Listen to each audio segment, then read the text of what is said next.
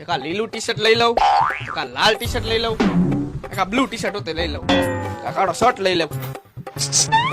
ઓલા ઉપર ધ્યાન રાખજે, ઈ મને એવું લાગે ચોર હે. એક પેન્ટ લઈ લઉં. હાલો ભાઈ, એટલી વસ્તુ લીધી. આ કેટલાની છે?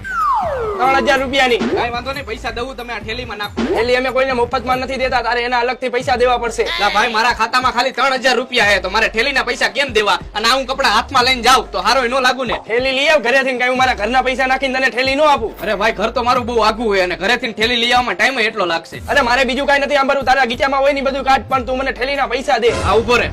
આ મારું ખાલી પાકીટ, આ મારી ગાડીની ચાવી, આ મારો રૂમાલ, અને આ મારી પાસે કોઈ પૈસા માંગે ને એના માટે.